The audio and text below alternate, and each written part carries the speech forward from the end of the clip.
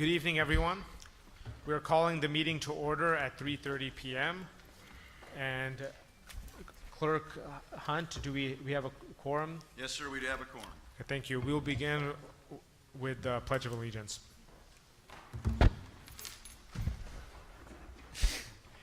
If Ms. Kakish, you want to lead us in the pledge?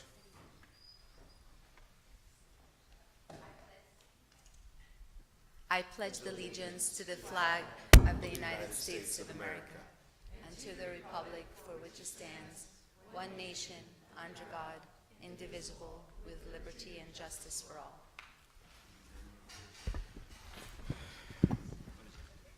Okay, we have a few cards from our clerk here regarding public participation on closed session matters.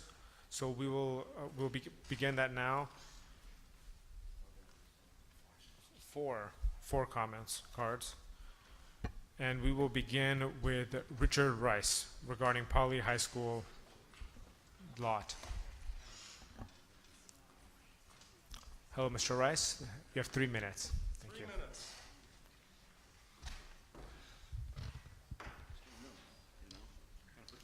I lecture to students, so 3 minutes gives me barely time to clear my throat, but it's nice to be here, and thank you for the opportunity. Thank you for your commitment to the education of our young people. I can't think of any higher calling. Wait. Is this something we can resolve in the back? It's reverb. Okay, Mr. Rice, please try it. And actually, before you do that, can you please reset the timer back to 3 minutes? Okay, Mr. Rice, please proceed. Thank you. Thank you for your commitment to the education of our young people. I can't think of a higher calling, and as a citizen of Riverside since 1960, I commend you for that, and I share it. So I'm interested in the property on Victoria and Central, Lot 1 as it's described in the literature you've provided for us, and its potential to meet some of the pressing needs of the high school there in its rather limited campus space. As an owner of a house on Rumsey, I must admit that that's not my only concern. So there are dual concerns here.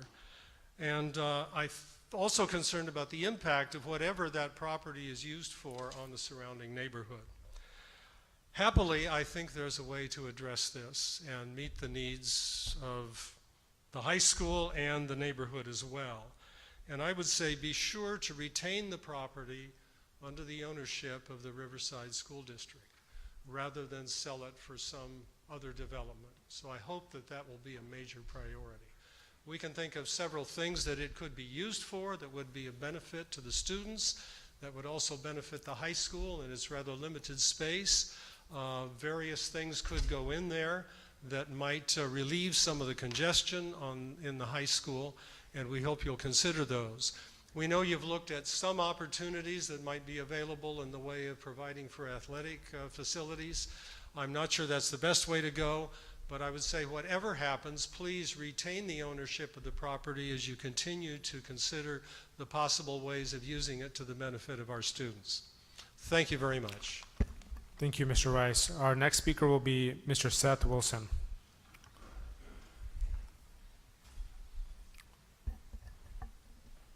You have 3 minutes, Mr. Wilson. Thank you. Thank you. Good afternoon, honorable trustees.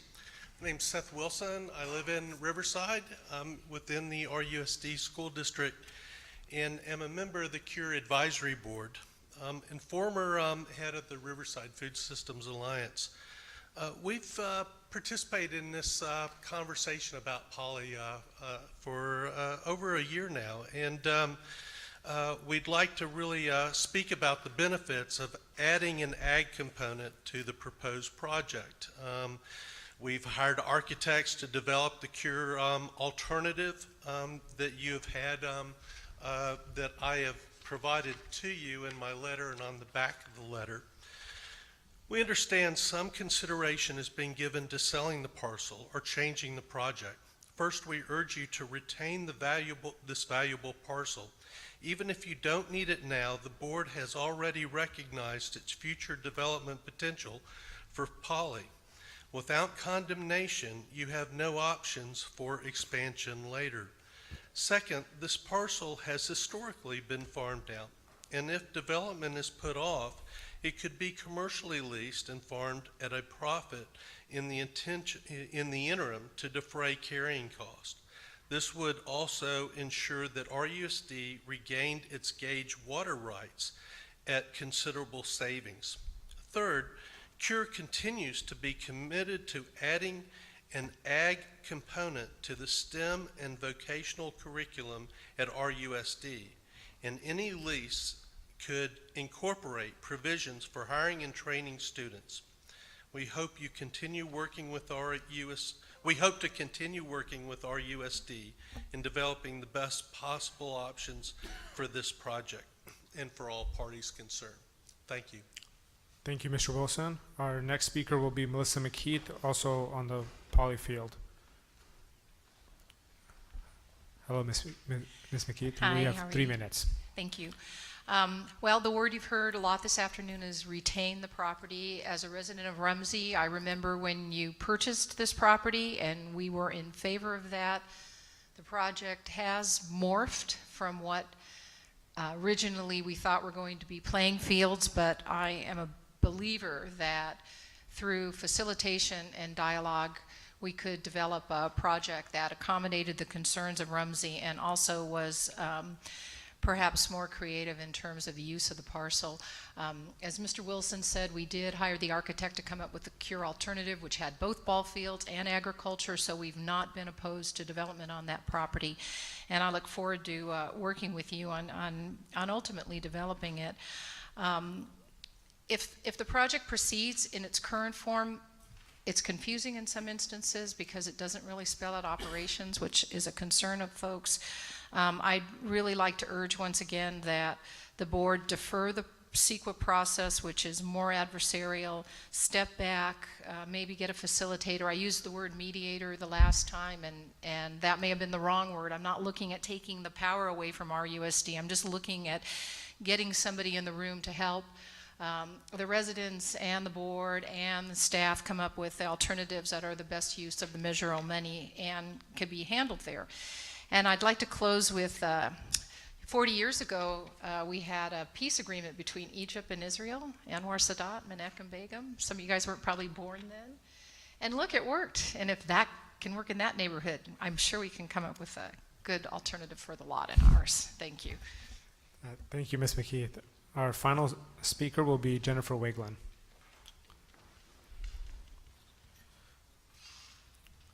Hello, Ms. Waglin. 3 minutes. All right. Well, thank you for this opportunity. I'm actually just going to read a letter from my husband because he's not able to be here.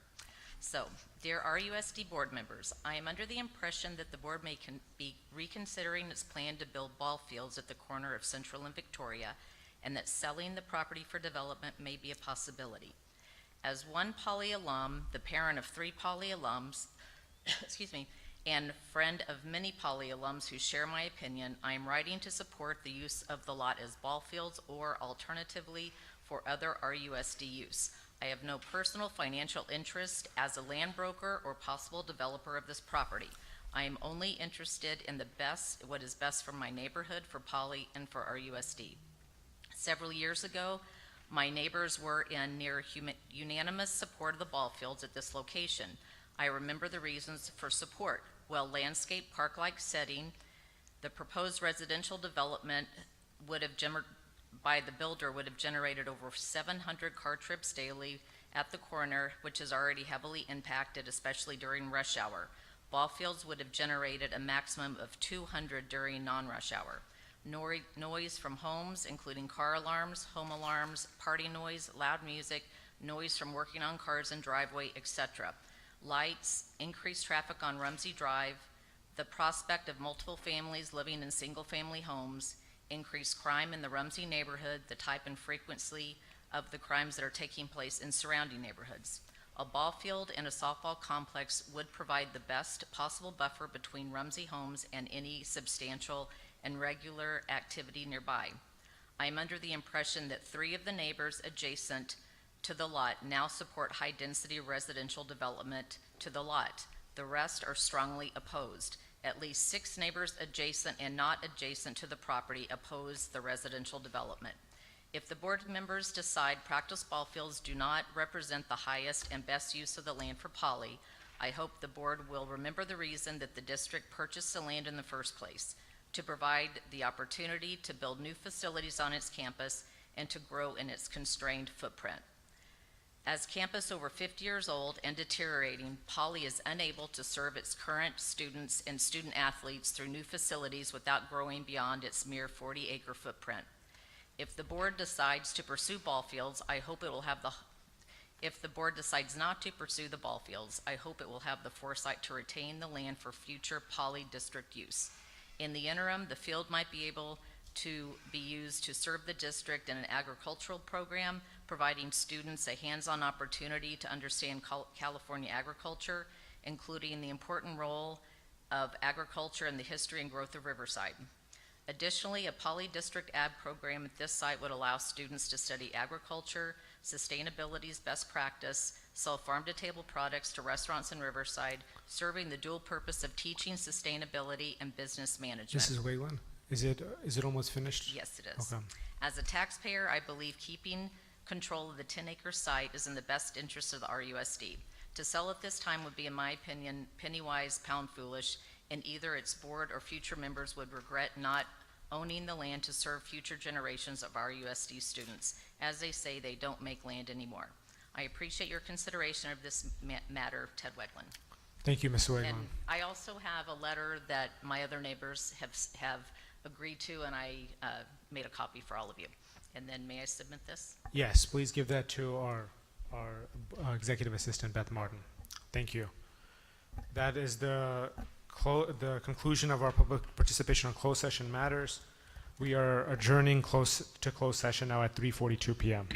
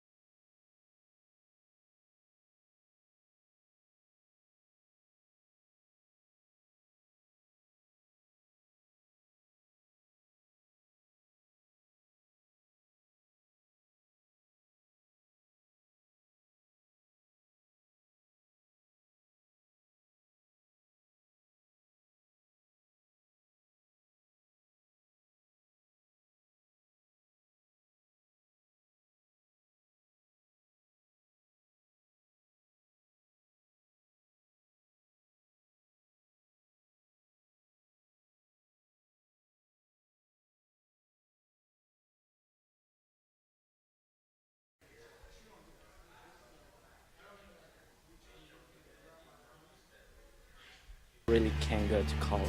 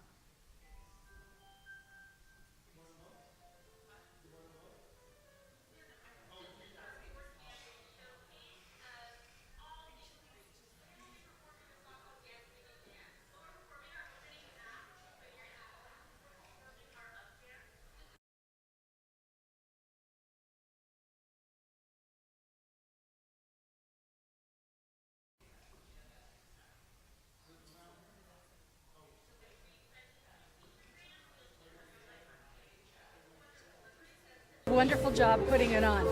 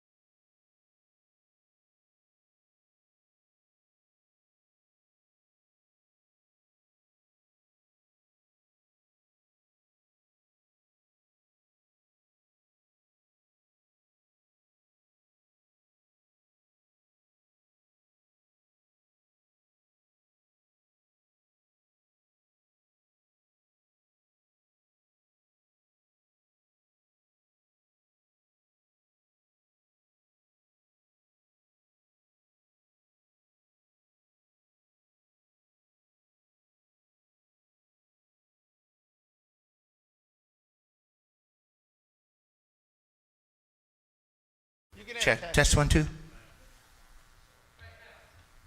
1 2 1 2. Testing, Test 1 2. testing, 1 2. Can you hear it back there? Does it sound like this? No.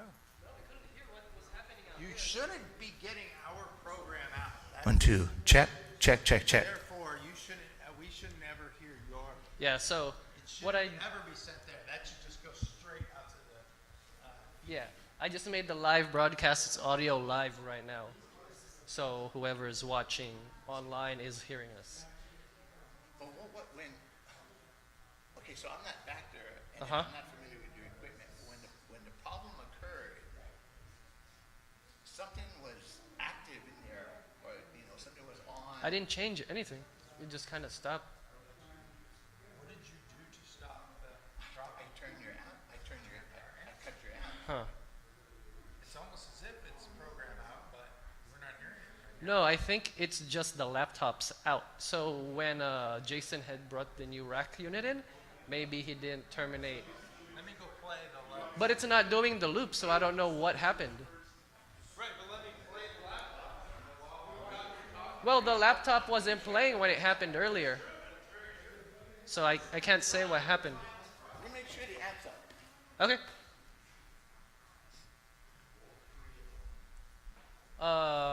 Yeah. It's up? Okay. Made a friend in class. Oh, she's already making Hello? Yep. No, she literally made a new friend. What do you mean? Forky. Huh? Can you pause it real quick? Forky is the most important toy to Bonnie right now. It's up?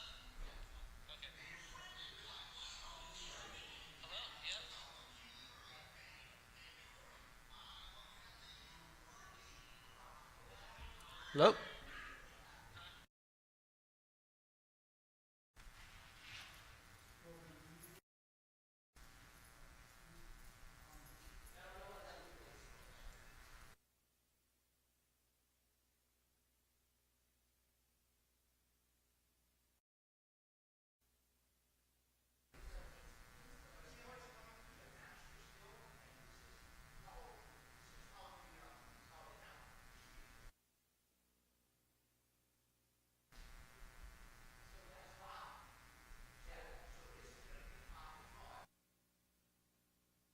Now it's sparking some outrage online. A viral video leads to outrage on Long Island. From around the district to perform. It's very hard to find people who want to support the arts these days, and to find an organization that really cares about it now, it's a gift, it's a blessing. They understand that REAP is actually contributing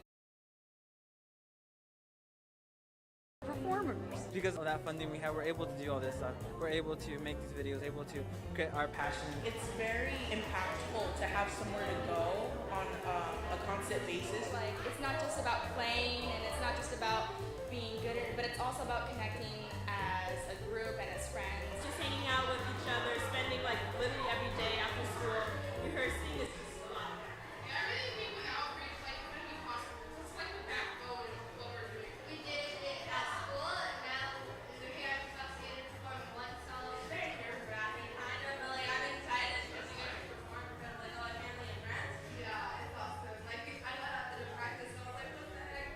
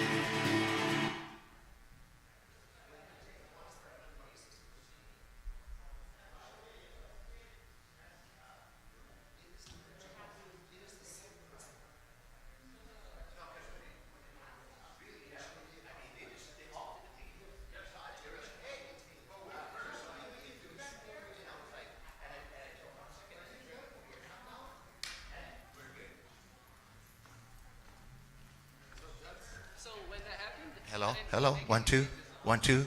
See, it's not doing it. 1, 1, 1. Maybe. No, but it was when when they invited. One, 1, 2, 1, 2, 1, 2. Speak over there into the mic at the same time as the other mic. Huh? I think you can actually hear it right there. It's the delay? But there's no delay now. Yeah. Robert, can you speak into the podium mic? Thanks.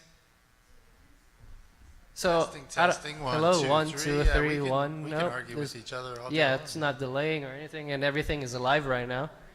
And this is with the our out all the way up, or just it just kind of happened and then it didn't happen again. Why? And then, because the last meeting, it happened, and I did this. Yeah. Beth came and talked to me, and I came and I stood back there because I needed to hear it. I'm not going to just walk out on the stage because everybody's looking in this direction. So I went around, and Justin came up to me. He goes, "Are you hearing that?" I said, "Yeah." So I came back and I looked at my mixer to see if it had some kind of effects or something like that. It didn't. So I was like, okay, that's got to be some kind of delay, you know. So I turned your amp, like just turn the volume all the way off. Boom, it was good. Do you have like the stream playing on a laptop somewhere? Remember that happened when But we don't have that up. we don't. Yeah, we didn't. I didn't put up any of the streams on any of the laptops that But go can out. you guys, like, when you do, like, run through a process of normal operation, what might be up and all that, so we can kind of That's what I'm trying to figure out. why it's doing that? Because I know it has nothing to do with, you know, what I'm doing on the mixer. I don't know, man. When it happens, I kill your amp, boom, I'm good. But it's not happening again. Yeah. So when you shut them down, Come and go, but I've been doing electronics for such a long Yeah. time that, you know, nothing surprises me. yeah. It's like, all of a sudden something Yeah, when you shut it down, we didn't do anything over there. We're just like, okay, it's fixed now, I guess. It sounds great, yeah. It's live right now on stream, so it should be live. try to say something. Hello, mic test, mic test. It's hard to determine. Oh, you know what? Here's what I'll do. I'll turn down the house speakers, Yeah. and then we'll see if we can just get the voice coming out through there. Huh. Because if the voice comes out to those speakers, that's not a good thing. It's just because it's going to be delayed. Can you mute the stream? It's and the music.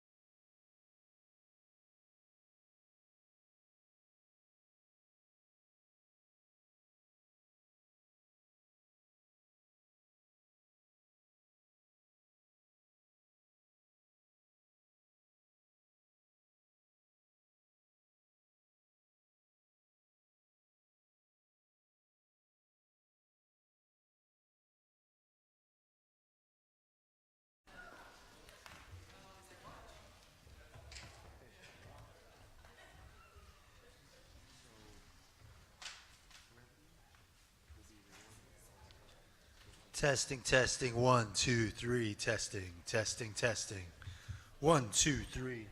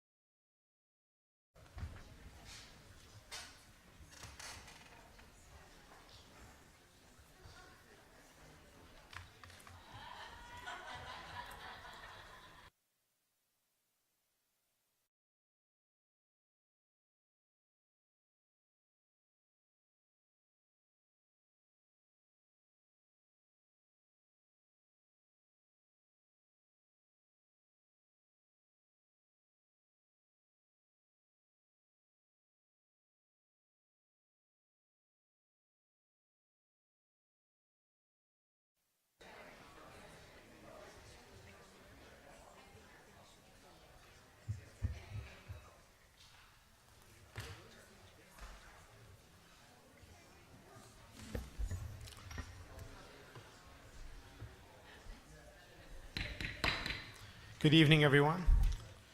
We are calling our public session to session at 5:35 p.m. and there was no action taken during closed session. Our first agenda item will be our district superintendent's report. Dr. David Hansen.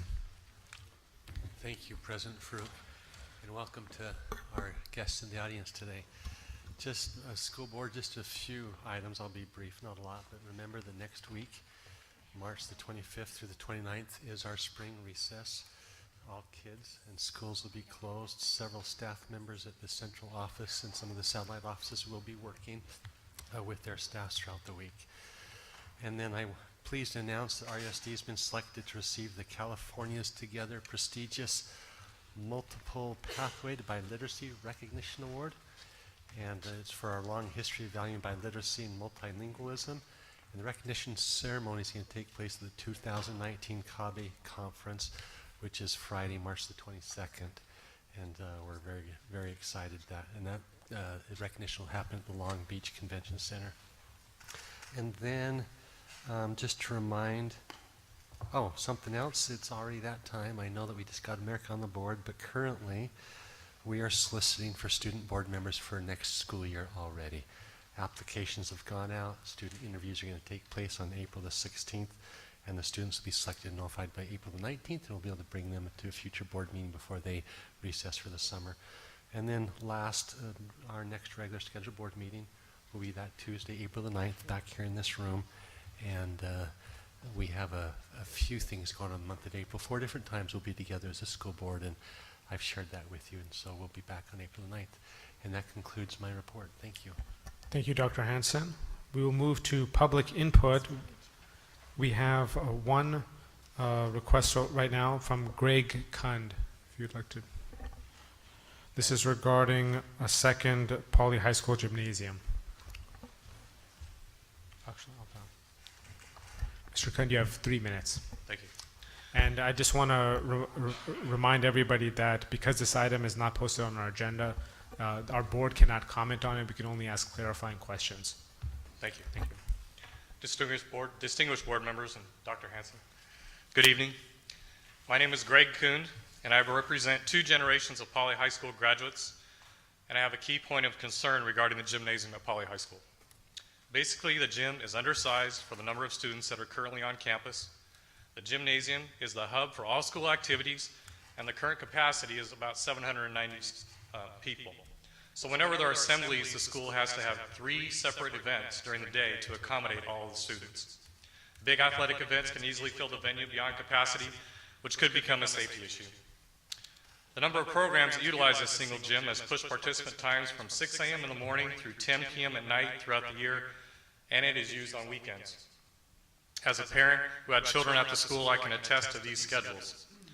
This kind of scheduling has created a lot of wear and tear on the gym, which has led to continued custodial and maintenance issues, such as mechanical problems, as well as health issues from pest and rodent infestations. The point is that the school could really use a second gym to support school programs more efficiently, and this is not only referring to athletics. There is not enough space to do mandatory testing because the theater and libraries on campus only hold around 250 students, so they're constantly juggling to try and get people in the right positions to make things work. So when testing starts, the gym is not usable, and all school programs that use the gym are affected. As you are aware, the district and principals of this fine educational institution are pushing for higher standards and increased student involvement. They have been creating more outstanding programs to get the students engaged in all areas of interest. To support these programs, we're at a critical stage with the facilities at Poly High School. In order to fulfill the commitment to these students and their bright futures, I would like to propose that the school board give serious consideration to using some of the allocated resources to fund the construction of a second gymnasium for Poly High School. I thank you for your time. If you have any questions, I believe a little bit. Thank you, Mr. Kund. That's all. Thank you. Our next speaker, we have another one is from Donna Crawford regarding disabled students.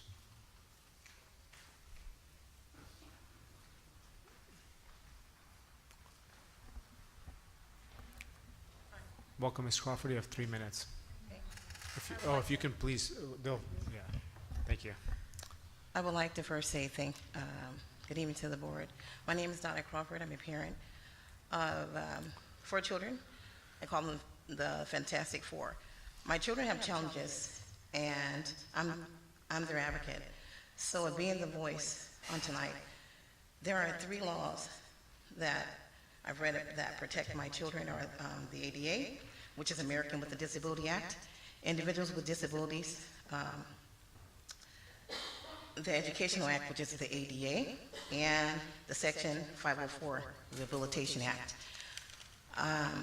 The 504 is the blueprint for the school and how to provide support or remove barriers for a student with a disability, so the student has an equal access to a general education curriculum.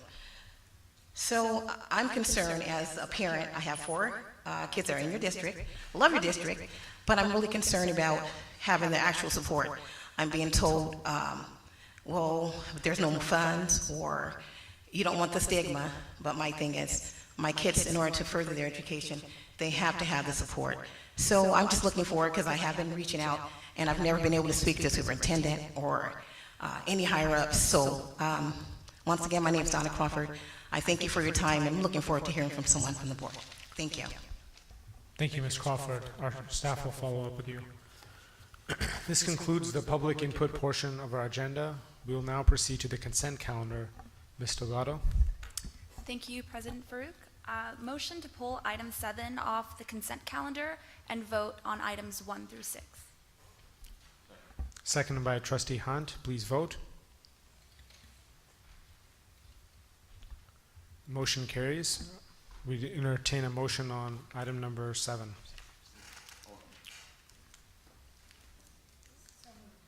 Motion by Trustee Alvey, seconded by Trustee Hunt. Please vote.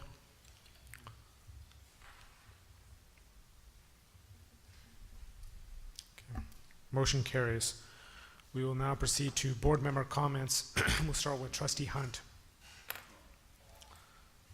Thank you, Dr. Farouk. I just want a couple things. One is I went to, it was 2 Fridays ago, went to the special ed prom. This year it was a country western theme. And as always, it was just a wonderful event. Thank you, Mr. Walker and your staff for that. It was just, and the parents that are involved. I know they're very instrumental, but moving and joyful. No wallflowers, everybody dancing, everybody playing the different games they had, taking pictures. So just very proud of our district. Secondly, the County Board of Soups this morning approved to move forward with the sewer system. They finally have the money after years that would go down Van Buren, $14 million, and they will hook, looking at Haley back there, she's been hearing about it since 2003, but they will be able to hook in Woodcrest, and the way they designed it was very beneficial for the district, because we'll only pay connection fees of about $50,000, whereas in the old plan, we might have to form a CFD, but the old plan would have been, the lift station would have been on our property, and to go out to, and to lift it and go out to Van Buren would have been about $2 million, plus the maintenance of all of that. So my thanks, and I'm sure your thanks to Supervisor Kevin Jeffries for caring about our schools out there. I know there was some opposition. Mrs. Alvey has particularly received calls, and they did agree this morning to ensure that there would be a multi-tiered group that would include the community, and they would have first of all, they're going to put a big wall around it, some other things, the lift station, which will be, if Woodcrest sits here and this is Washington, the lift station will be on this catty corner. And but one of the main fears that came out of all this is that, and those folks are rural and they love it up there, is that this would lead to annexation. And personally, I don't think so, because LAFCO would never allow that, and the Supervisor Jeffries wouldn't. And quite frankly, the city of Riverside doesn't want to annex anybody else right now, particularly in that hodgepodge. If you go up Van Buren, this side here is county, this side is city, then it flips over, it's just a mess. So, but the sewer, there are 60 different landowners along that route, including names like Mazzetti and Tavaloni and others that will benefit, and that will grow, whether it's residential, probably commercial. That's good for our district because it's all in our district, and when we do a bond someday, we get the property taxes. So everything you do when you build something is always controversial, but a lot of the folks were mainly there because of because of the fear of annexation. But I think it was a good move forward, and I do myself thank Mr. Jeffries for making sure that RUSD will only be paying $50,000 to get rid. That's the last school, by the way, of ours that is on septic, and so RUSD will be off septic with this. It'll be about 2 years, and on their sewer for just the connection fee. So it's a good day for us. That's my comments. Thank you, Mr. Brewer. Thank you. Thank you, Trustee Hunt. Trustee Alvey. Thank you. I just wanted to again congratulate our STEM Academy for winning a blue ribbon, and a national blue ribbon, which is a very prestigious award. And the ceremony was today. It was wonderful and well deserved because the STEM staff works very hard, and those kids are doing a great job. So very proud. And Trustee Luck Dawson made some remarks this morning on that also. Would you like to go next? Yes, that was fantastic, wasn't it? And for those of you that weren't there, you may not know, there are over 134,000 schools in the United States, and Department of Education picks only 350, and we were one of them, only 12 in the state, so it's a pretty big accomplishment. Okay, so from there I'm going to go to a downer topic. I have to ask, and I'm not sure who this is, if it's perhaps Dr. Lewis or maybe Mrs. Carmen Day, to look at, I've had some complaints and comments from some parents regarding the organization and leadership of our cheer teams and song teams, specifically one school. And I think the issue is sort of and this isn't like my kid didn't get enough playing time or anything. This is kind of like staff turnover and people whose focus isn't on the job and are not showing up for things, and then the administration at the school not being entirely aware of it. And I can talk to you more about what school it is, but I think in general, I think we need to look at just how tightly run some of our extracurricular programs are for our students, and just making sure that they have as much expectation of excellence as everything else does in our staff, because I think sometimes we lose that. So I'm happy to talk to you more about that. Also, just very briefly, I know pretty much, unless you were under a rock this week, you heard about the college admissions scandal that many people were arrested for. Big, huge problem there. And I wanted to bring it up because since I've been on the board, I've been harping about the difficulties our children are facing in high school. And if this is not like Exhibit 1 to tell you what the lengths people are willing to go to now and the pressure that our kids are under to succeed, that people are willing to go to jail for this and pay off people because of the industry that college admissions has become. And this isn't just at elite universities, it's everywhere. And I'm sure, like my girls who stayed up all night studying and did it honestly to try to get in, I know, pretty much most of us. And it's disheartening, it is. So I just always want to be aware that our kids are our highest priority, and we need to support them as much as we can. And I know Ramona High School is doing a mental health week this week, so to sort of help our students deal with the stresses that they might be under. So good step in the right direction. Thank you. Thank you, Trustee Luck Dawson. Our student board member, America. So the first thing I'd like to address is last we were here, our girl basketball team made it to state finals, and unfortunately we did lose our state game, but it was just an amazing environment being at school. The 2 hours of the game, the entire school was either in the gym or at the theater watching the game, cheering the girls on, screaming, and I just think it goes to show the great balance that RUSD schools and public school in general has between academics and kind of the extracurricular life and supporting people that aren't necessarily in your area. The next thing I'd like to address is the mental health week at our school. So every single day at lunch, we have this area called the Spot outside of the cafeteria, and we have tents set up. Each different one advocates something about mental health. We yesterday had the therapy dogs come in, and where kids get to pet them and kind of just relax themselves, especially after a long weekend of studying. And I just love that our school, and I love that RUSD is going forward more to help with mental health awareness. And it's so important because, as Ms. Locke-Dawson did say, the pressure has never been greater when it comes to colleges and trying to do everything and add every single extracurricular list, regardless of fitting in sleep or food. And I think we need to have more awareness of what it does to our students. You know, yeah. Thank you. Thank you, Ms. Delgado. And Trustee Brent Lee. Two quick things. I'm sure we'll recognize this person at the end of the meeting, but Riverside lost a good friend and a colleague last week in Lieutenant Colonel Kelly Peters, somebody who just visited us this year with his students. So I know that there's a recognition for him that they're doing at school on Friday. Is that right, Dr. Hansen? Is it Friday? Oh, tomorrow. Sorry, tomorrow.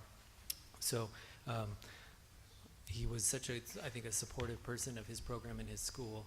And I remember last time I was there with the principal, Ybarra, and you know, when we get these school visits, usually we don't get very much time because we want to visit as many as we can. But once he gets your ear, he's not letting go. And so we kind of joked, like, Mr. Ybarra was like, "Oh, I'm so sorry," you know, like, because he just keeps wanting to keep you there. Now I think we all wish we stayed a little bit longer. So he'll be missed, and but he left a good impression. So it's been fun to see the impact he had on students through social media. On a little bit better note, went to the best event ever last week in Reef, and it was their biggest turnout yet, which was fantastic.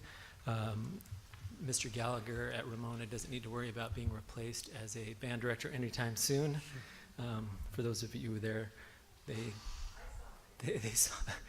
allowed me to conduct their students. Good thing their students have been well trained, because I'm sure I provided zero support during their performance, but it was fun nonetheless. And it's, I think, a really great opportunity, and it shows the potential of what the partnership that RUSD can have with Reef. You know, I think there's ways that we can really collaborate with them to support that event to an even greater, in even a greater way. So, really good to executive director for helping put that together with that board, and for all the participants in that event. I hope to see a little bit more diversity in terms of schools that are participating. So hopefully that's something that maybe the district can do in terms of just letting some of our newer staff members that head up some of those programs, the opportunities that REEF provides teachers in terms of teacher grants, and then encouraging them to apply to be able to have their students participate at a great stage like the Fox. But really great job to REEF in that event. Thank you, Trustee Lee. I just wanted to piggyback off what Trustee Locke-Dawson and America mentioned, just to say that not only is that definitely you know, a major issue, but the legislation I saw the state is considering is to include stress as part of the evaluation on physical emotional well-being of students as part of a factor. So I think that's interesting that they're looking into those things. So that's all I wanted to say. We will move now to our study session. Dr. Ryan Lewis will be reporting on our MTSS and inclusive practices.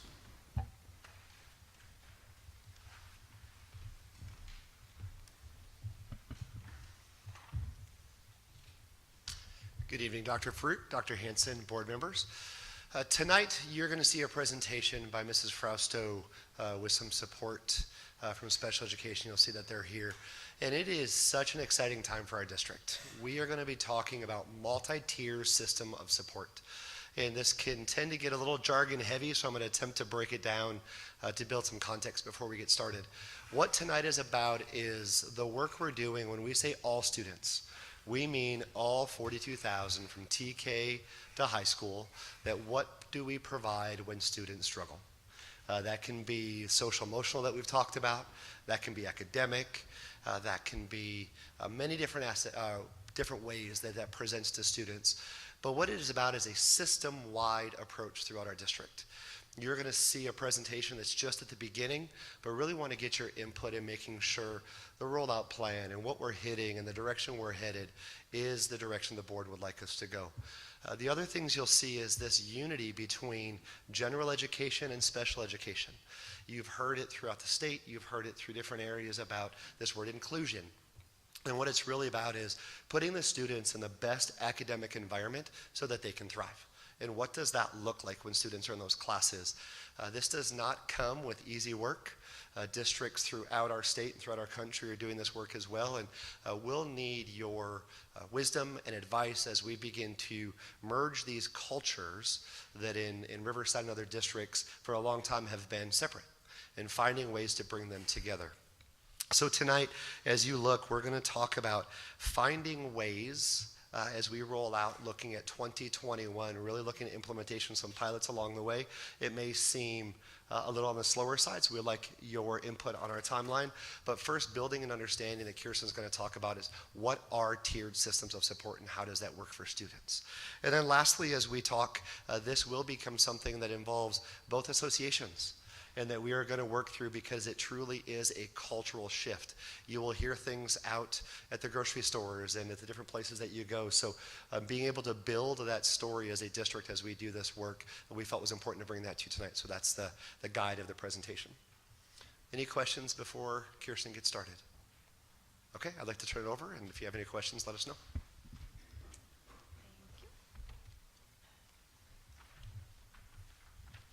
Thank you, Dr. Lewis. Good evening, Board President Dr. Farouk, Dr. Hanson, and members of the board. As Dr. Lewis said, it's a very exciting time.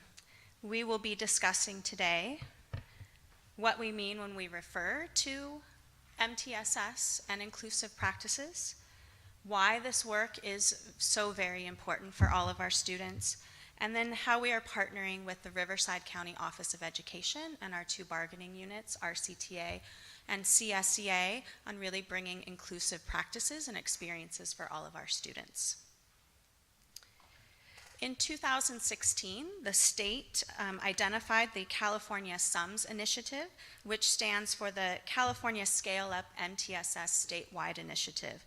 And they really began to define and set a purpose for MTSS. And it's about providing supports to all students, and it's about access as well as outcomes. This work aligns directly and very nicely with the work that we've begun under Dr. Prez's leadership with our RUSD equity plan as well. So when we refer to MTSS, or multi-tiered systems of support, the purpose is really to help schools identify struggling students early and to intervene quickly. The umbrella of supports that you see there is really inclusive of academic, behavior, and social emotional to support the whole child in one fully integrated system, as opposed to in the past, we would have supports for academic in isolation of behavior, in isolation of social emotional. And many times they're very contingent on each other. It's hard sometimes for us to figure out what is coming first in terms of academic. It could be some social emotional needs that are really straining the academic, or vice versa. The academic strains and struggles are really causing some social emotional and behavioral. It's not a single program. That's really important. It's more of a toolbox of programs, research-based strategies, looking at professional development and assessments and best practices. This concept of all means all is really, as Dr. Lewis said, bringing together a proactive approach in providing supports to students within the classroom, as opposed to in the past, even currently now, students begin to struggle and we react by providing interventions that are outside of the classroom. Here you see a visual of what we really mean by MTSS and the way that it works. We have 3 tiers in the system, beginning with all students. It provides universal supports that focus on removing barriers and maximizing learning. Teachers present information in a variety of ways and have a variety of methods to engage learners to really provide access to the curriculum. For students who may not respond to the universal supports and need additional support, we have supplemental supports. Those are typically provided within the classroom, can be in a smaller group with the same materials for a short period of time to provide that additional support. And for students that may not respond to those supports, then we have intensified supports, which are typically when students, we might increase the frequency of the support, so students get more of the support more often. Sometimes that looks like different materials or different supports. Other times it looks like just a smaller group.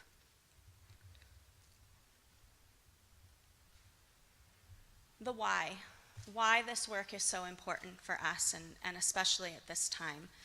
This is all data that you've seen before, but in 2017 in the California dashboard, so we looked at our priority areas for priority in the academics, ELA, and math. You can see that we have an area of need for students with disabilities as well as graduation rate. That continues for us in 2018. Although we made progress with academic in ELA and math, we were very close to moving over to that next color. It still remains an area that we need to improve upon, as well as graduation rate, and then with the addition of the college and career indicator. But you also see an additional student group that we really need to be looking at and supporting, and that's foster youth. The great thing about MTSS is not about a particular student group. It really is about supporting all students and all student groups. In our work with the state and the county, that dashboard data, they support us through differentiated assistance, the County Office of Education. And they support us to really look and take a deep dive in identifying strengths, weaknesses, best practices that are being utilized up and down the state and across the country and within our county, as well as a deep dive into the dashboard data, the systems analysis, root causes, and then really help us to synthesize that to help us take the next action steps. We had 4 themes when we really looked at our root cause analysis and our data. One was multi-tiered system of support. That we have elements of MTSS in our district, we have pockets across the district, but that common understanding really needs to be built and increase our common understanding of MTSS.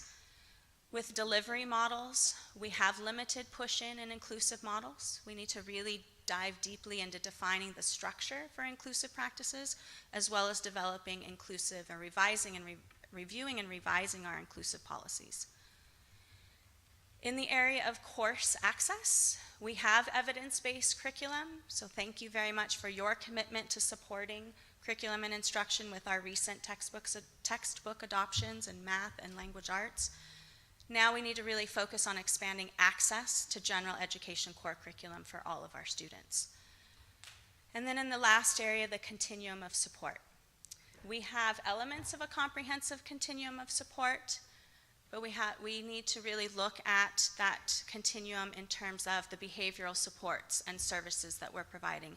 We have a great student assistance program and prevention, but we really need to look at that tier 1 and tier 2 because our SAP is able to support few and some and few. What does that look like for all? For least restrictive environment, and this is especially where it gets a little bit jargony, as Dr. Lewis said, so I'm going to really attempt to make it comprehensible. And I have Mr. Ramirez here to help me if I need some support there, some additional supplemental support.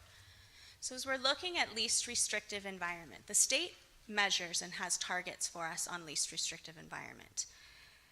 This is really part of our law with Individuals with Disabilities Education Act, and it's for children who receive special education services on an individualized education plan. And it's about learning that they should learn in the least restrictive environment, which means they should spend as much time as possible in general education with their peers. So when we look at what this looks like for time in general education on the continuum, we have everything from 100% to we have students that may spend 0% in general education. Kirsten, I have a question regarding that. With the state, the way that they're doing their funding has some kind of potential impacts to that kind of a policy, right? At least the performance indicator review does for, is my understanding, for federal funds that we receive. Jason, do you want to come on up and? I thought it was in the state budget. I think, Ms. Cormier, do you know what I'm referring to? About the students being integrated with general ed and the way that they're being identified in our, I don't know if it's a state dashboard or if it's the funding. Are you talking about the new recommendation from the governor? Yes, yes. Oh, that is to try to be outside of the IEP and offer support for kids or students that may not go into special education, and not specifically for students in special education in their time in the general ed class. So they're referring to something quite different. Okay, thank you for clarifying. There is a renewed focus on early intervention. This piece is referring to once students are identified as a student with disability and receiving services, the amount of time then that they are spending on according to their IEP or their plan in general education. So we have 100% general education to 0%. The state really looks at two main markers here. We would like for as many students as possible to be in general education for 80% or more of their time. What that may look like for a student on an IEP might be a student who has some speech and language difficulties. They may need some supports with articulating their R or some grammar things, and need support for 30 to 45 minutes throughout the week. Very minimal support when you think about how many minutes for an entire week in general education, all the way to a student that may be pulled out for 30 minutes a day to provide support maybe on decoding if they're really struggling with their reading and to decode. So it could look like that as well. The other marker is for students that are in general education less than 40% of their time. Typically, these students that are in general education 40% or less might be students that have some cognitive disabilities, but there are still plenty of opportunities for us to include them in general education activities. There's lunch, there's assemblies, there's library, and there are also academic areas as well, whereas for some students, they may be receiving some intervention, but for a student with some cognitive disabilities, that may be a real strength. So it's an opportunity for them to be included with general education students, our students with disabilities. As we look forward, our state has set targets for this measure. Particularly in this graph, we're talking about students that are in general education 80% or more of the time. The blue graph there with the triangles, those are the state targets. Beginning in 15-16, the state set the target of 49.2% of our students meeting the 80% or more. That increases by 1% each year till you get to 21-22 at 55.2%. The maroon line with the circles, that's RUSD. In 15-16, we had 34.7, so we're not meeting the target. Moving to 16-17, we did increase by 1.8%, and same with from 16-17 to 17-18, increased another 1.8%. So we're closing that gap moderately. What we would like to do with, as you'll see in just a little bit with our proposed rollout, is to increase and accelerate our closing of that gap by increasing the target to 5% each year, beginning in 18-19.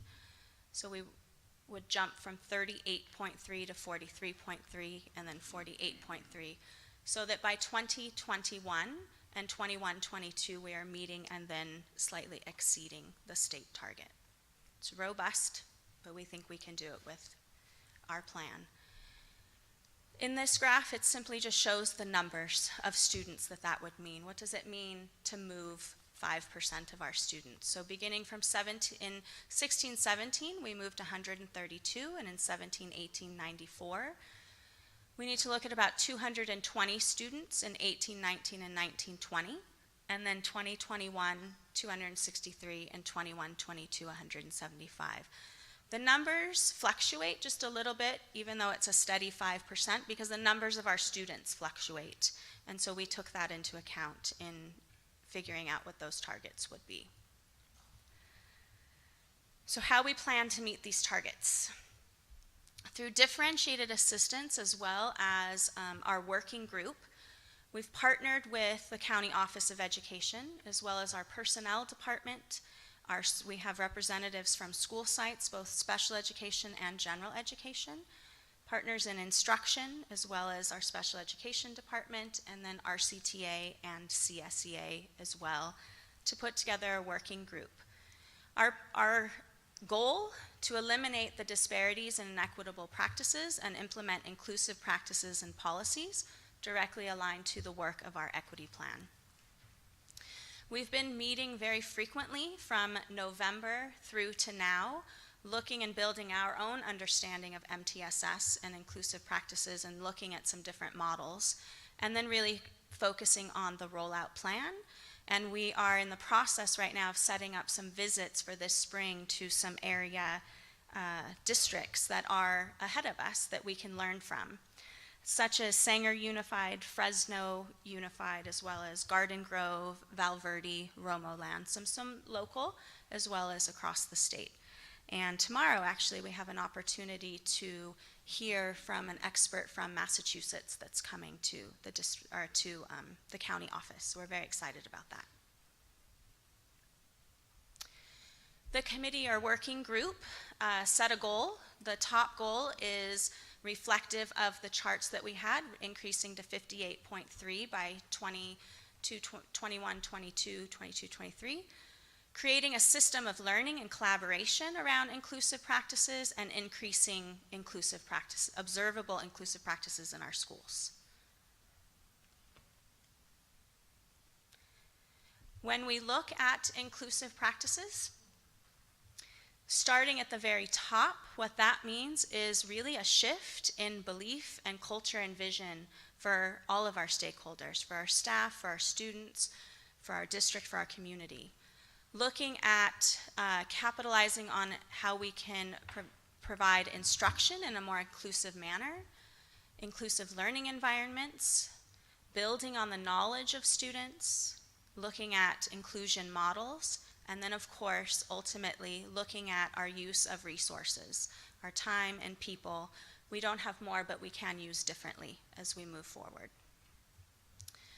The working group has begun to take a deep dive into 3 specific models, beginning with collaboration, which is where a general education teacher really leads the planning with the support of a special education teacher to help them design what those accommodations and modifications would look like. So the content planning is really the content expert in the general education leader with the supports that students may need coming from our special education staff.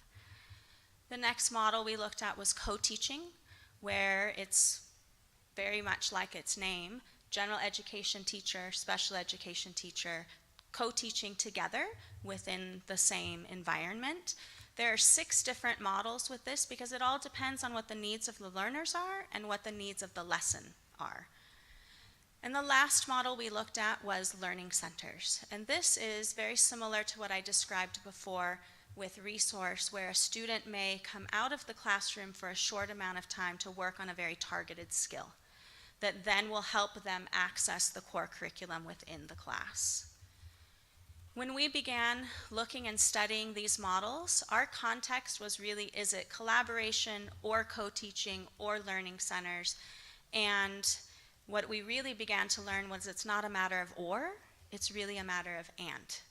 Looking at how collaboration can support students and co-teaching and learning centers in more of a blended model so that we can provide support to students all along and meet all of their needs. The rollout. Looking at 1819, our recommended rollout at this time would be the work of 1819. We've really looked at MTSS, inclusive practices, and we're really in that design phase of what this would look like moving forward.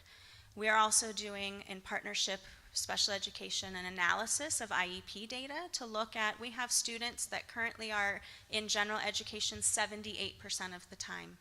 If we just looked at 5 to 7 to 10 more minutes in general education, they're now in that 80% or more bracket. So there are some things just by doing some data analysis and looking at how we can meet students' needs in the most inclusive environment, we can make some movement there. And we've done that analysis from kinder all the way through to 12th grade. In preparation, in 1920, we anticipate that there may be some need to negotiate some of our current contract language to support our inclusive practices. We need to continue to define MTSS and build that toolbox for all of our staff, and of course provide them some professional development in how to maximize learning opportunities with students, provide them supports and resources in that. And of course, to increase our opportunities for inclusive practices, continue to monitor that IEP data, and we begin to look at some elements that we can pilot at some schools in looking at how we can place students differently even in the general education classes, how we can look at a class in secondary like Read 180, that maybe we have a class for students with disabilities and a class for general education. It's the same curriculum. How can we provide a class for any student who needs that, regardless of their designation? Moving into 2021, we would have 3 early adopters, as we're calling them. In elementary, a small, medium, and large, so we can really study the impact on the system. What does it mean to implement this? We don't know what we don't know other than what we're going to learn from other districts, but once we get in there, it'll allow us to quickly respond to the needs of the school so that it can be very successful. We also need to look at a middle school and a high school. It's very different structures in secondary. And then look at 21, 22, beginning to scale that up to full implementation in 22, 23. With stakeholder engagement beginning this year all the way through that process with all of our stakeholders. Kirsten, Dr. Hansen would like to share something. Yeah, thank you. Board members, this rollout is really important for us to understand, because when you see the way we will be servicing our kids with needs, all kids of course, and then those with the most severe needs, you can see what happens in 1920. As Dr. Lewis did mention, it's going to go before the associations. There's going to be discussion to it. There might be a resource, a cost to those kind of things. That's why we're bringing it to you this evening. And then when you get to 2021, whether it's the blended models, the collaboration, or the co-teaching models, it will completely change the way things look today. And so this is why I want to get before you so that you can understand the shift in the system, K-12, and I wanted to spend some time on this slide right here to let that really sink in and help you understand what we're talking about in our district as we move forward towards these inclusive practices for all kids, especially those students with some of the greatest needs that we serve. Trustee Lee. Would you mind elaborating on that a little bit, Dr. Hansen, in terms of what you mean by additional resources? Like, what are we looking at? Additional assistants, teachers, counselors? Well, and I think staff, because they've talked about this in their team, and their team could probably speak more closely to me to this. But if you have currently, Trustee Lee, my experience was high school, middle school and high school. Let me just speak with that. And right now it's departmentalized. And so you have a whole group of kids being pulled out of the gen ed classes to receive certain support, whether it's in language arts or math or whatnot. If that is being pushed back to the general ed and you have teachers pushing in to support them, that could change right there the number of sections required, because those kids now are sitting in the English class with all kids. And so that's a simple example I can give you of what those resources may look like. And whether Kirsten or Dr. Lewis want to go more, because I know your committee's had a deeper discussion. Yeah, two key areas that we've identified. One, Dr. Hansen already spoke about, is the master schedule, whether that be for elementary or for secondary. It will have an impact to that. In addition, planning. All collaboration and co-teaching means both teachers planning together. And so currently we have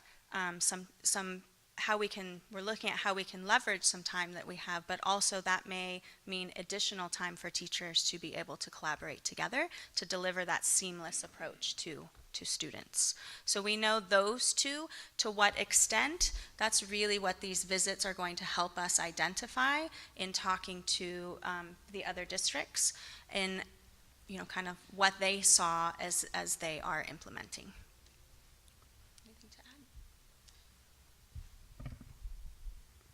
So I'll follow up before maybe a further question. So when you look at the rollout, when I talked about the speed may not seem as aggressive as the need, as we've talked about with inclusion, part of the 1920 work is going out, as Kirsten talked about, visiting, but also really working with our RUSD of what does this mean to us?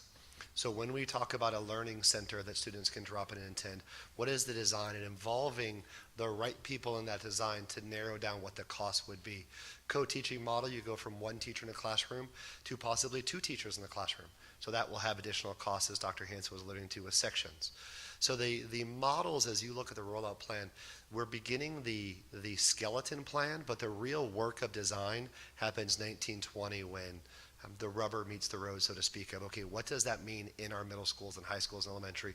What's the best plan? Working with all of special education and student services and associations, all those stakeholders, working with our parent groups, working with all the pieces of our community to design, then we'll be able to come back with a much better proposal district-wide, which is why we talk about piloting 1920. We might try some things, we realize, that's not the best plan for us. So we want to try to bring you the best plan possible. Thank you. Is there anything further on your? No, sir. Okay, Mr. Lee again. A couple things. Can you elaborate a little bit more on the learning centers? Just kind of paint a picture of what that looks like, and at its elementary level and a secondary level. So at an elementary level, what that would look like is a teacher in a classroom, and groups of students, as the staff looks at grade levels, look at their data from assessments and also students' needs as identified on their individualized education plan, what their skill areas may need extra support in, that students are then grouped together in small groups. They come to the Learning Center for a certain designated time, might be 30 minutes, to work on reading multisyllable words.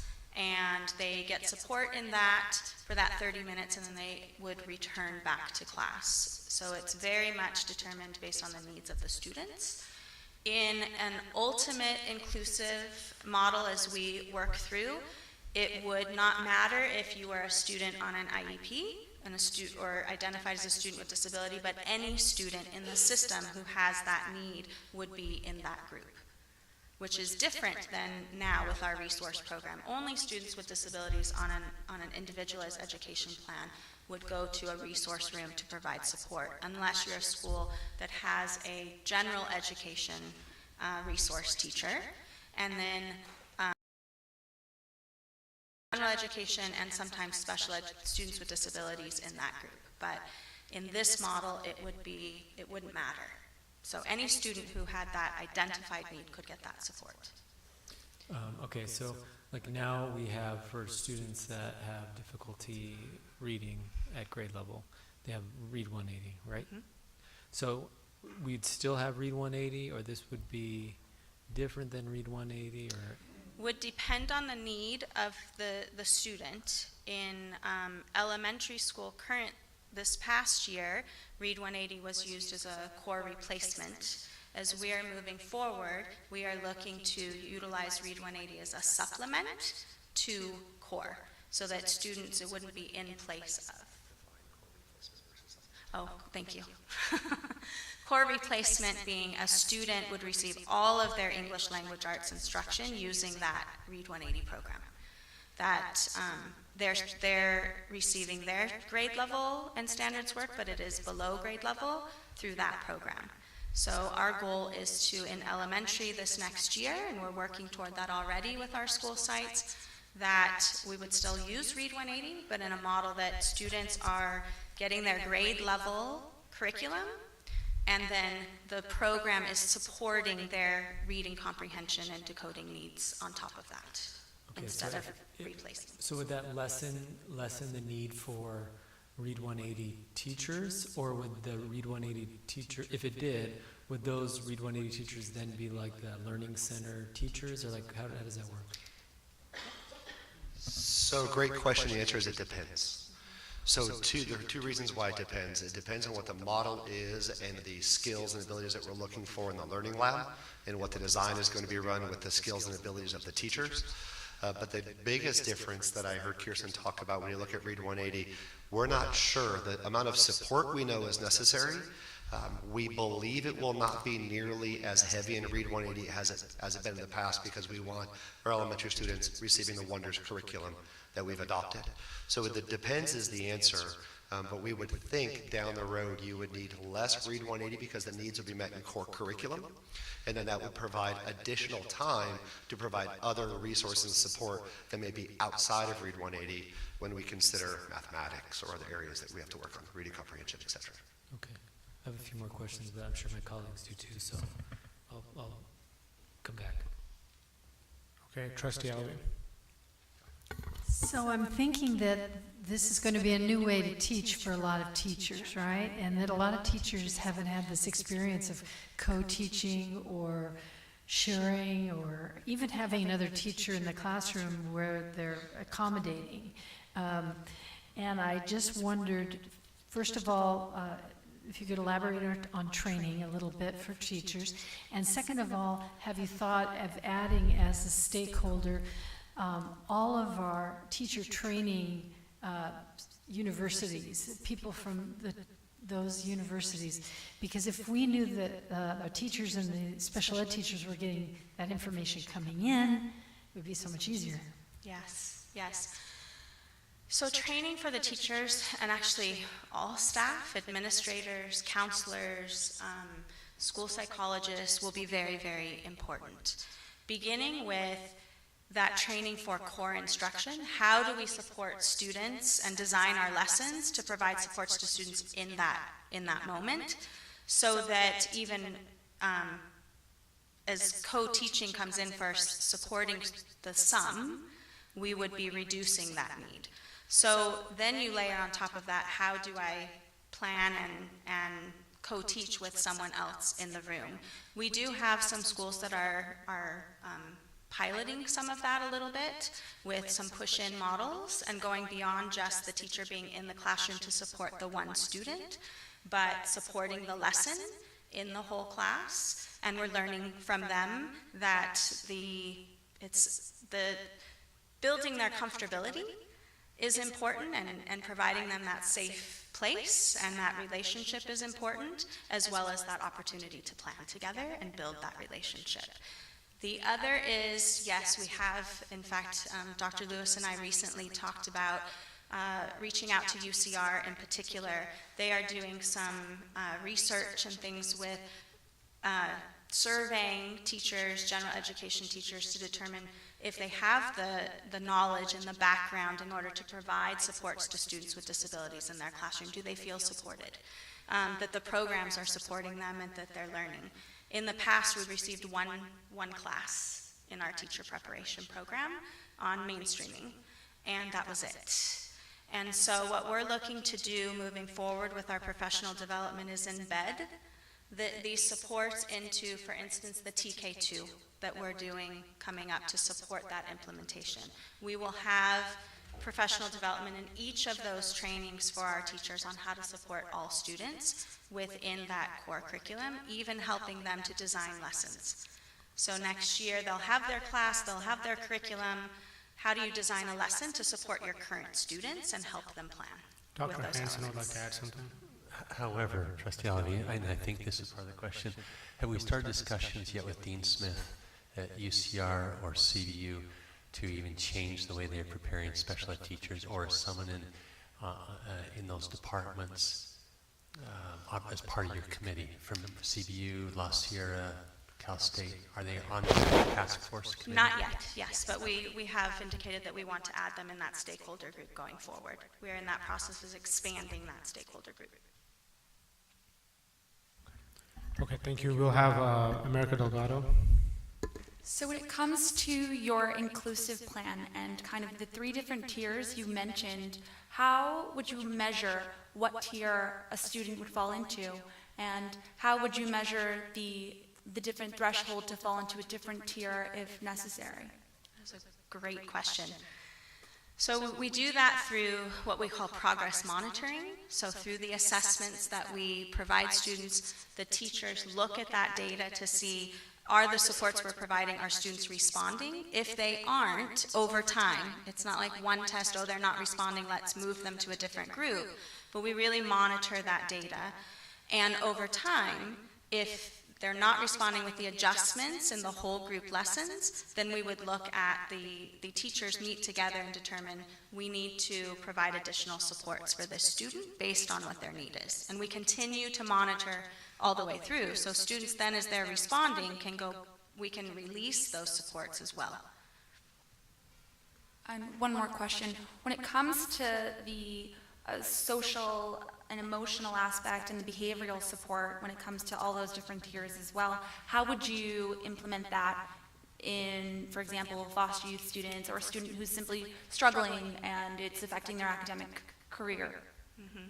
We're just now really beginning to dive into that as we merge our differentiated assistance team with our working group team, and I've identified that's definitely an area we need to continue to look at. We've looked at what's called trauma-informed instruction training also for teachers to provide them, because it's really not just foster youth and students with disabilities, but all students. We all may have experienced some kind of trauma in our life, and the trauma may be over, but those residual effects last for a very long time. So, thank you. Fantastic inquiries, Ms. Delgado. Trustee Brentley. All right, a couple more questions. So in regards, when we're thinking about the learning centers, is that just what they're called, learning centers? That's just what they're known as? Yes. Oh. It's kind of an interesting name, because like aren't schools learning centers, but that's just the we name. can call it whatever No, we'd like. I'm not saying. I just was just curious if that's the lingo. Yes. Okay. I'm not trying to change lingo. Just They call different things over time. okay. And then I have a question too in regards to these targets that we've set. You know, I always appreciate ambitious targets, but I'm looking at the targets compared to the timeline, and like for 18-19. I'm looking at the numbers since I don't know how to normalize the data, but so 18-19, you have we're expecting this year to push that number up by 219 students above that 80% or more in general education. Yet with the timeline, we're really in the design and analysis of the approach. So do we really think, and I hope we do, but if we do, I just want to make sure we have realistic targets that line up. I would think that the numbers would kind of be more like a hockey stick, right? As the teachers learn how to teach in this system, and as we really understand how this plan works, you're going to have really slow growth in the beginning, and then as you get towards the end of the plan, it should catch up. But I don't know. I'm not in education. So. Trustee Lee, before we answer, could I have the video team back? Please put the slide back up. Thank you. And then Dr. Lewis, you can click to the right slide so everyone can see it. Thank you, gentlemen. Right, let me jump in. So, great question, Brent. Mr. Lee.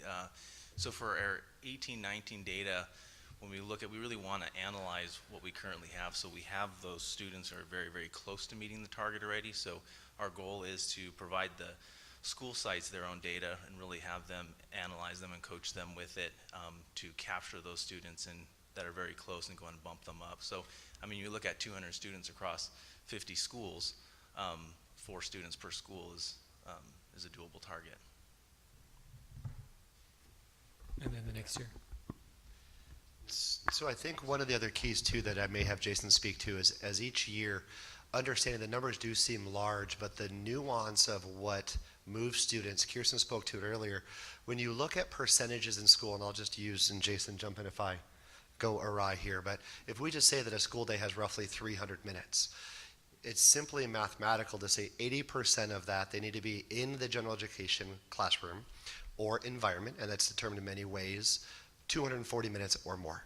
So simply by doing the work that they're talking about of analyzing the data, you'll see there are students, as mentioned earlier, that are 7 minutes away in just how we're recording an IEPs to get to those thresholds. So across our system, Jason, I believe what we're stating is originally between 18-19, 19-20, working through our data and working with the school sites, we believe we can meet those targets. When you get up to 21, 22, back to that hockey stick analogy, that's when we start talking system-wide implementation of how we're doing school.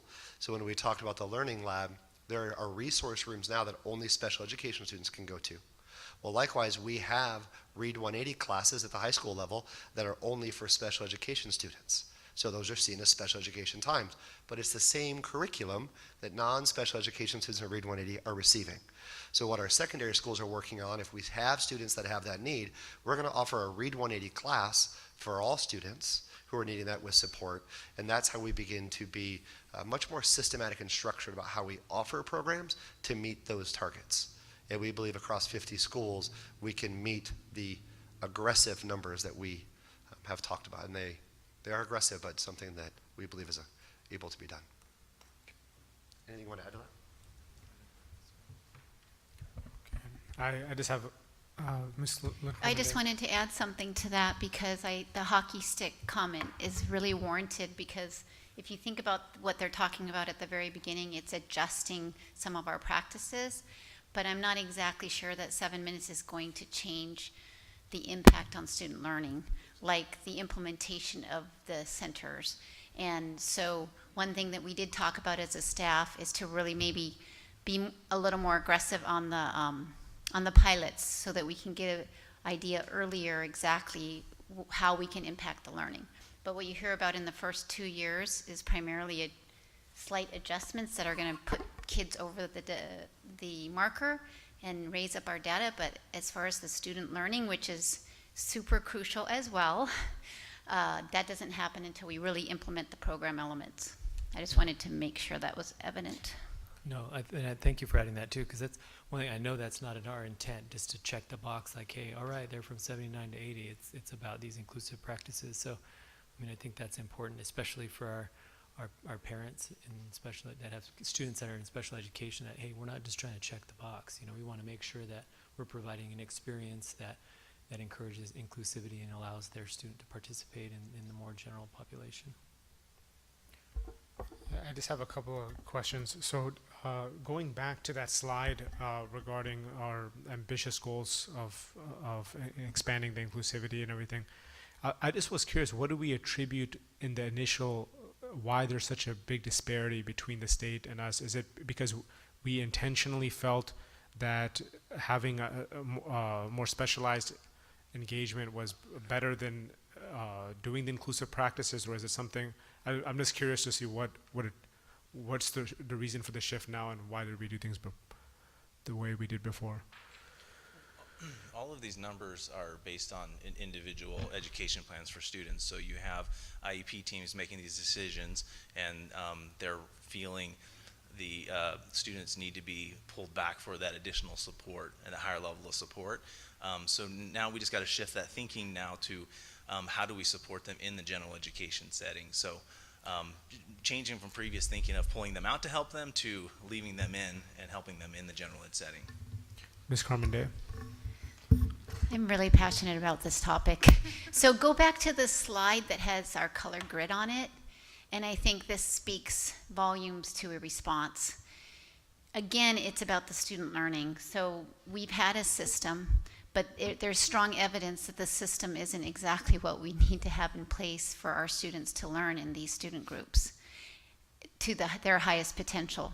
So the red is our evidence, and the why in this transformation that we're looking for is to pull us out to a place where our students truly are learning at a level that they are able to master the essential learning for their lives. Would you say, because based on the way, Jason, you responded, I almost get the impression that you're saying that those decisions were just being done at the IEP level and that there wasn't necessarily a concerted effort district-wide to approach it one way or the other. Is that fair to say? Or this, okay, that would be fair. Okay. I believe that's fair to say. Matter of fact, Dr. Farouk, when I meet with urban ed superintendents, I want to get this right.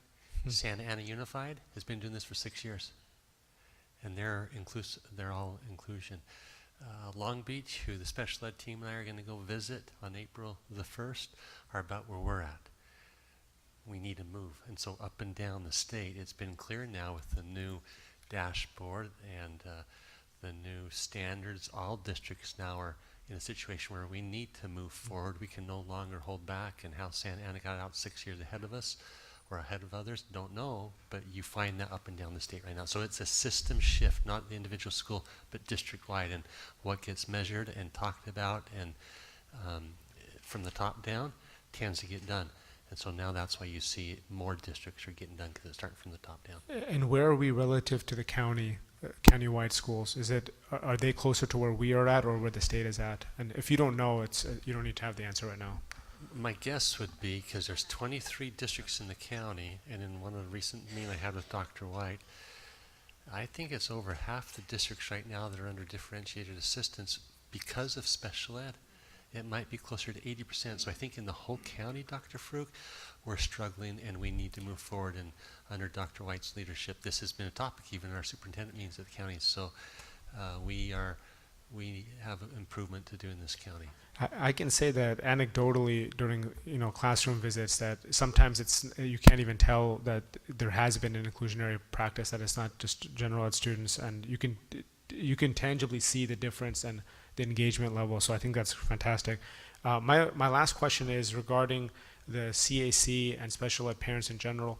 Is this the first time that you're sharing it with the public, or have they already been engaged on being informed about these issues? I just wanted to know where they're at with the process. I've shared the information as we've been meeting with our Community Advisory Committee for Special Education. So we meet once a month, and I've been keeping them up to date on it, and I shared with them the presentation last month. I think it'd be helpful for the board that if there's some kind of general sentiments that they've expressed from a consensus standpoint, it's good for, I think, the board to hear that from the parents on how they feel about how well they're receiving these new directions that we're going in. Well, I can definitely share on that. In fact, the members of our CAC would have been here. A couple of them are out of state at other activities right now. Sure. But they are excited. They want to see more inclusive practices. Parents that come in and share with us really want to see students with special needs included more in the general education setting. So they are definitely on the same page with us, and they're excited about us moving forward on this initiative. Fantastic. Thank you for sharing, and thank you all for your presentation.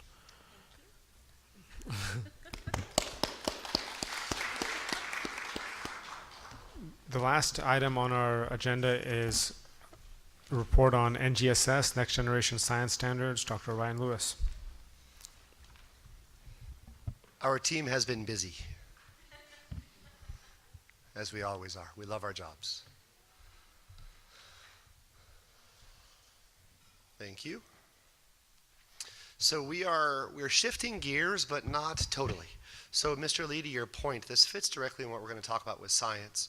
A lot of the pieces we talked about with inclusion were what we call adult behaviors and quick things that we can do to help align with the system and meet the state requirements and go. But when we talk about changing practice and changing how we do school and changing teaching and learning for students that directly has that impact, this is an area where when we talk about science and how we're going to change, we are, I don't want to say going to flip it upside down, but we are definitely going to bring a different approach, an intentional approach to science. And you're going to hear tonight about some successes our district has had in the area of special education with science. And this is an area that we have a very passionate team working on this. They're doing phenomenal work. Our teachers are so grateful that we've heard for a while that there is a need for science. There's a need across our district, and our team is bringing forward tonight for your information to talk about how we're going to bring that need forward. So just for, again, the rationale behind of why we're bringing this to a study session. Number one, you have an adoption that you've heard about. So we're grateful for the support of our science adoption. We are bringing a 6th, 7th, and 8th grade adoption to align our work of NGSS first to the middle schools. And that was a design by CNI and by the team and by teachers recommending to start in the middle schools, and that will be coming to you in July. So support for that, obviously if it meets your standards, is much appreciated in walking forward. Before Dr. Angulo begins, I just wanted to mention that Trustee Tom Hunt had to leave on a family matter, and so we wish him and his family well. Please proceed. Thank you. Thank you. So adoption is number one. Number two, you're going to see with all the work, there is going to be support and asks for fiscal support when we talk about how we change labs, how we change courses. You saw the new science courses coming forward. So also for you to be able to ask, when parents ask, well, I hear my child's taking a different science course, Dr. Angulo is going to help fill in those gaps to understand what the typical sequence would look like. But again, that's not the sequence for all students, so you'll hear that tonight. And just again, the shift with testing and all the different components to science. So if there are any questions, I'll turn it over to Dr. Angulo to get us started. Please proceed. Thank you.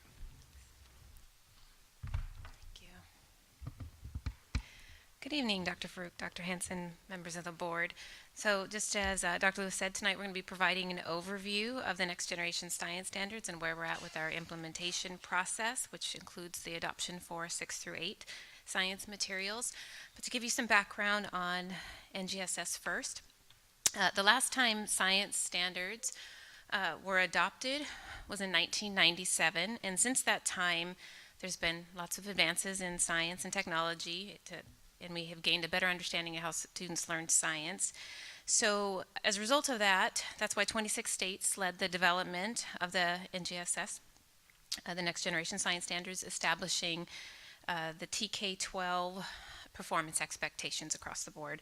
And so California adopted the NGSS in 2013. As with most standards, when they adopt, the framework comes later. So the framework was developed in 2016 and finalized in 2018. The state instructional materials recommendation actually just came out in November of 2018 for K-8 materials. It just came out on that. So in reviewing NGSS, just want to talk about three key instructional shifts with the framework. The first one is phenomena-driven three-dimensional learning. So the performance expectations are very different from the 1997 standards, and all of the 1997 standards began with students know the structure of a cell. And now it's three-dimensional. You have disciplinary core ideas, which is in orange, which is what students need to know. That is the content portion of the 3 dimensions, similar to the 97 standards. Then you have your science and engineering practices, which is what we want students to do with that knowledge. And then the cross-cutting concepts, which is how we want them to think and how it crosses the different disciplines on that.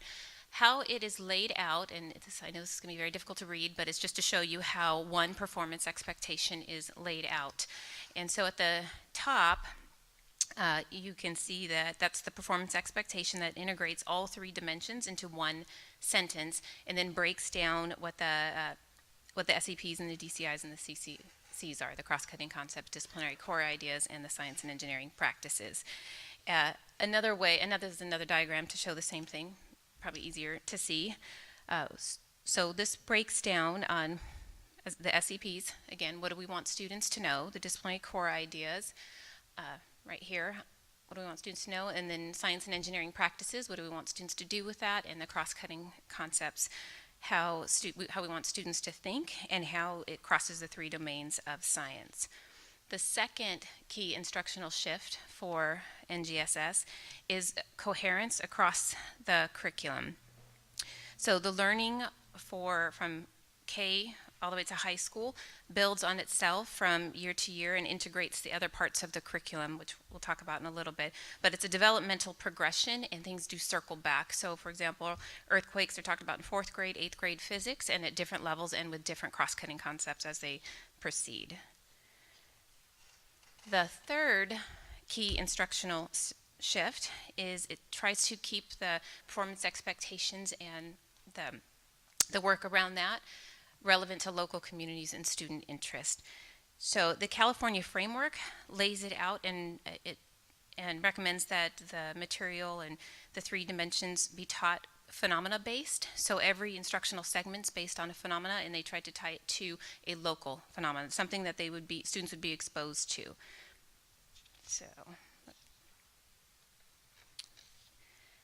So moving forward, that's a little bit about what NGSS is, and we'll talk as we go through a little bit more about that, but that's the background on NGSS. And the next few slides, we're going to talk about what we're doing in RUSD currently as we roll this out, since it is relatively new. In elementary, In elementary, we're building awareness at all the sites. We have science course leads at every elementary school. We have science Renaissance project teachers, close to 60 at, some have multiple teachers, but almost at every single site. Renaissance teachers were trained in NGSS 2015-2016, and they are the site contacts, and they take back and they work with the sites on NGS-related materials. We are also working on a summer program for elementary science teachers, or elementary teachers that want to learn more about science, and we have about 60 spots. It's a 4-day training. We're having teachers, we're partnering with UCR to help teach the teachers on pedagogy, as well as science and pedagogy on days 1 through 3. They're working with a genome project and really to build their background on NGSS. In elementary, less than 4% of teachers actually have a science background, so it's really important to help build their background knowledge and how to incorporate that in the lessons that they work with.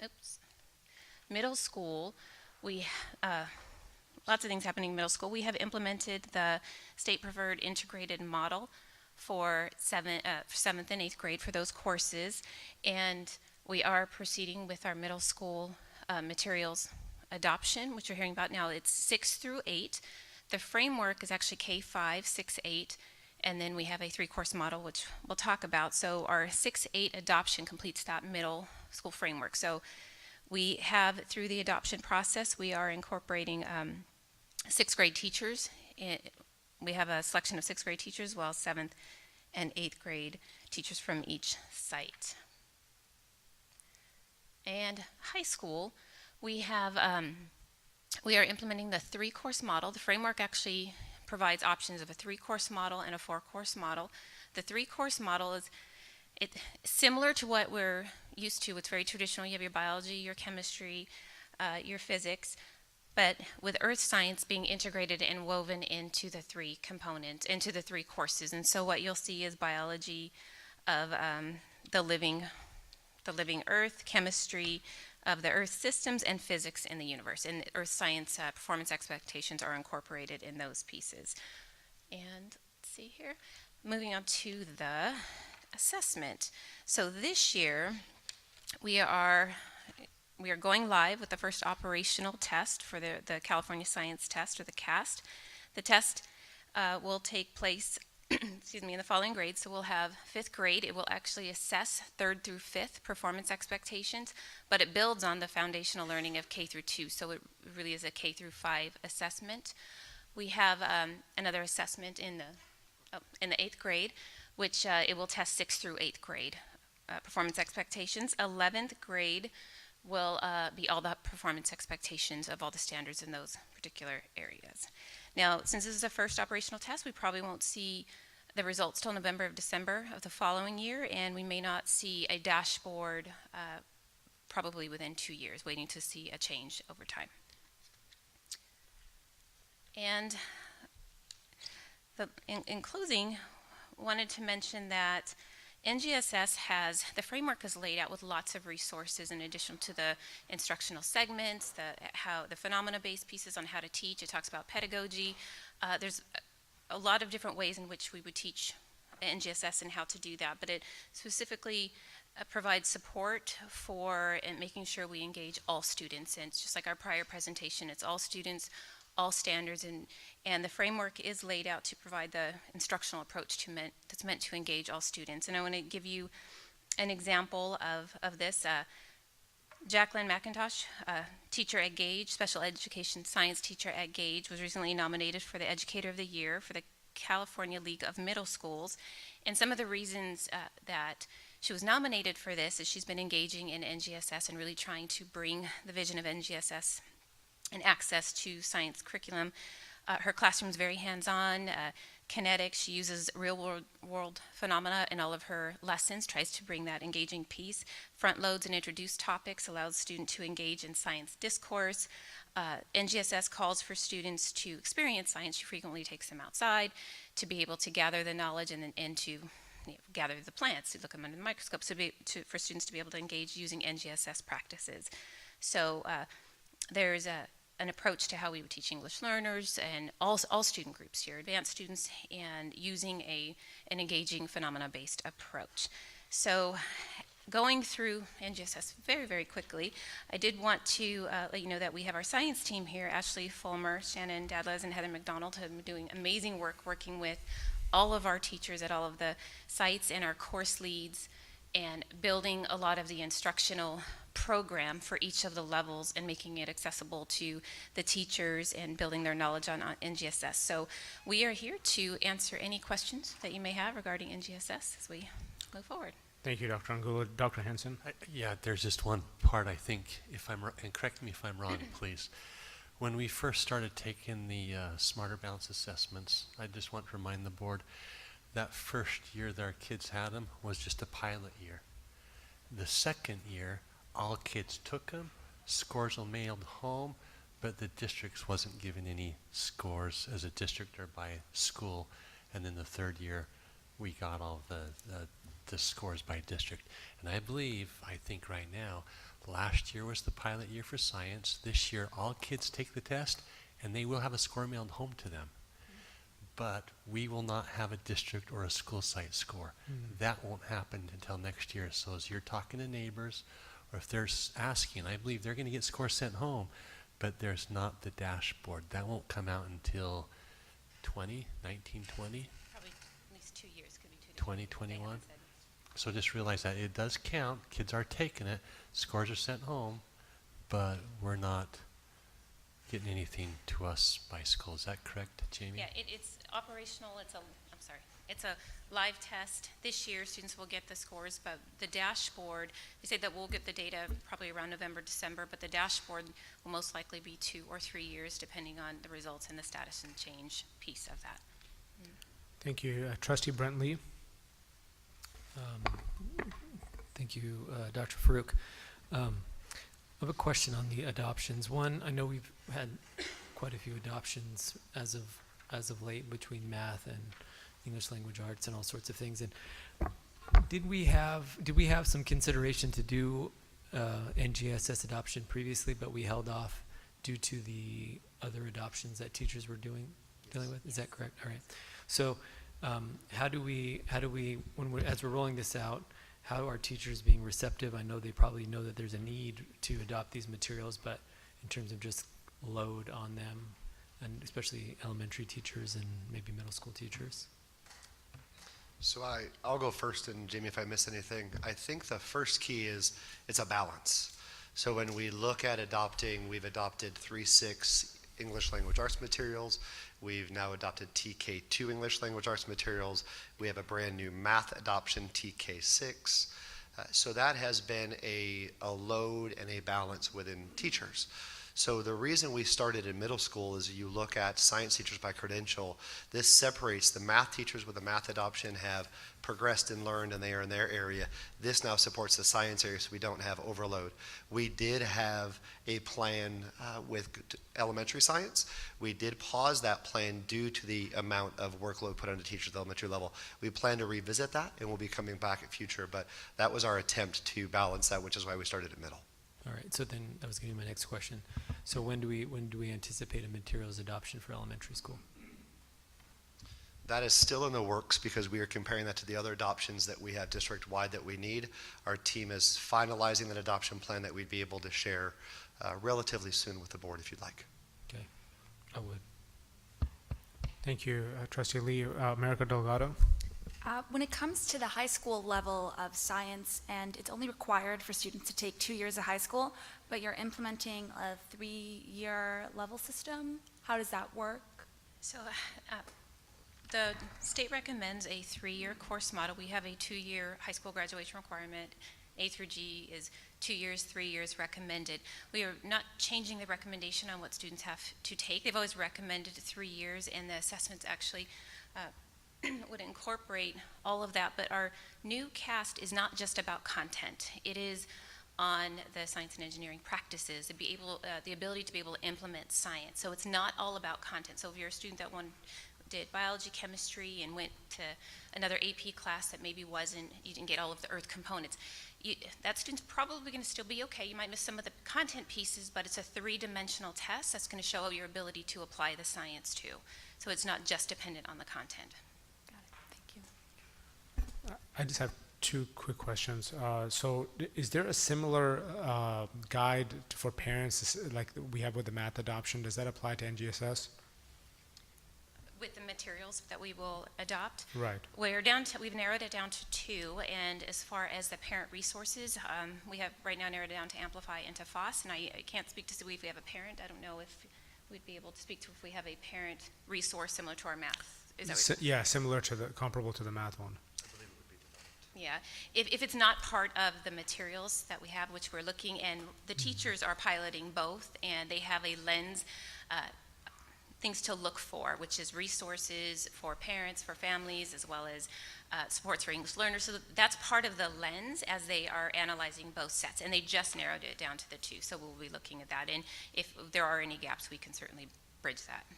Sure, and I was going to ask the same inquiry as Trustee Lee regarding the teacher feedback, but to that effect, I think when we're presenting on a topic where it's very material to people like the teachers, it might be good just to put out through CTA or something if there's people who want to provide feedback, or if they want to provide a consensus of the kind of feedback they're doing back to us. But I think the board always would welcome having that perspective because that helps contextualize this information for us as well. Yeah, and just to mention for middle school teachers, 7th and 8th, they are very, very excited and have been asking for this adoption for a while. The worry was 6th grade. Was it going to be a little too much for 6th grade? So they were asked differently, but they wanted to engage as part of the 6th, 8th. Middle school, they're really excited. That's great. Okay, thank you both for the presentation. Oh, Trustee Lee. Sorry, one last thing. You mentioned what percentage of teachers in background in science? Well, for elementary, and I'd have to look at where we quoted that, but less than 4% of elementary teachers have a background in science, so a science degree. That's not our teachers. That's not all just teachers. across For the elementary, board. we were a statistic. No, right? but I mean, that's our statistic, RUSD 4%, or that's a No. just teacher credential thing? National statistic. Got it, okay. Okay, someone should do something about that. Thank you both for the presentation. Do we have any agenda items for future meetings? Okay, we will adjourn. I do. Trustee Lee? Sorry. One, and I can't remember if this is already on the little list that you have to figure out if we have time for, but I'd like to get an update on and discussion on heritage and legacy. Okay. And then also, not immediately, but at least to get on the agenda, we met with the REEF executive director and their current president, because we're about 4 months into our agreement, or how many years is it? 3-year agreement? 5-year agreement? However many it is. But anyways, I think it would be good for the board closer to the 1-year mark to get a update on progress. So if we can slot that in as well. Sure, that'd be great. Thank you, Trustee Lee. We will adjourn our meeting in honor of Colonel Kelly McPeters that Trustee Lee eloquently mentioned in his board comments. His dedication to our students and the country overall has been extraordinary. So we adjourn in his honor. The meeting is adjourned at 7:04 p.m.